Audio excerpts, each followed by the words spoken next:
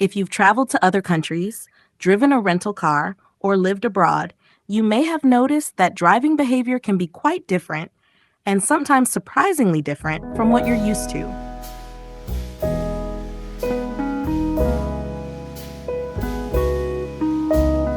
Welcome to Friday Night Radio, a space for reflection where we slow down and think beyond the surface. As we all know, driving in America, Australia, and many other developed countries is generally quite safe. Why?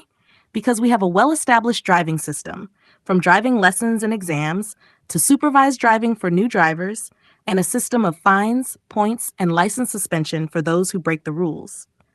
Most importantly, we have regular traffic patrols and enforcement on the roads. These systems help create a driving culture where people are expected to follow the rules and take road safety seriously. But when you travel to other countries, you may notice that driving behavior and road safety practices can be very different. In some Southeast Asian countries, I've noticed that wearing a seat belt, especially in the back seat, is not always treated as a necessity. I've even been told by local friends that there's no need to buckle up in the back. I've also seen situations where babies and young children aren't secured in proper child seats.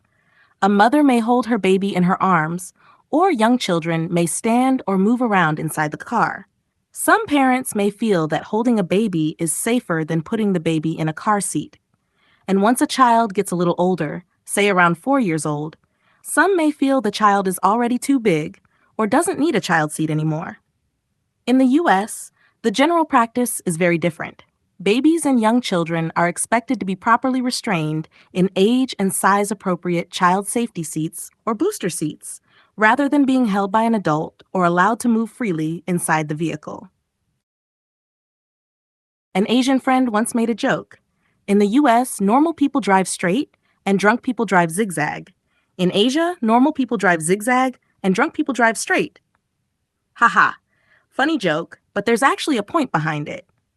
In some Asian countries, you may see sudden lane changes without signaling, drivers weaving through traffic, making U-turns where they're not allowed, or even running red lights. And then there's the speed limit. That's another funny one. It seems like almost nobody follows it.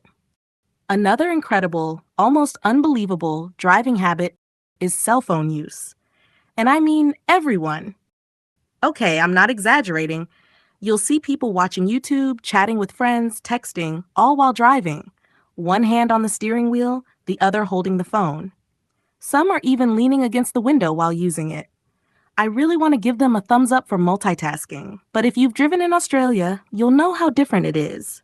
You're not even supposed to have your phone sitting on your lap while driving. You can get fined for it. Okay. Want to hear more? In some Asian countries, you may see drivers speeding through school areas, not giving way to students, and completely ignoring pedestrian crossings. Nobody stops. Nobody gives way to the students. You may ask, are you kidding? No kidding. Now, one country I really want to give credit to is Australia. I've seen some of the best practices there when it comes to school zone safety.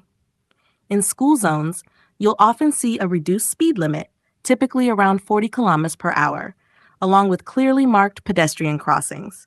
And you may even see a lollipop man stopping traffic so students can cross safely. That's a very different driving culture. That's all? What do you think? We always hear about illegal parking, right? But do you know what double parking is? Double parking is when cars park beside another parked car instead of parking directly at the curb. This blocks the lane and can trap the cars parked next to the curb. Listen carefully. The cars being trapped are also illegally parked. But how about double parking on both sides of the road? Yep, cars parked too deep on both sides, leaving only a narrow space in the middle for traffic to squeeze through. And it ends up being first come, first go. Haha, another thumbs up I want to give. So, can driving habits tell us whether a country is a developed country? I think they can give us some clues. The way people drive can tell us a lot about their everyday discipline, responsibility, respect for others, and attitude towards safety, from following traffic rules and protecting children to respecting pedestrians and taking responsibility for others on the road. Of course, driving habits alone don't define a country. but they can give us a pretty good glimpse into its everyday culture. So next time you travel to another country, don't just look at the buildings and infrastructure. Watch how people drive. You might be surprised by what it tells you. Wherever you are tonight, take it slow. This is Friday Night Radio.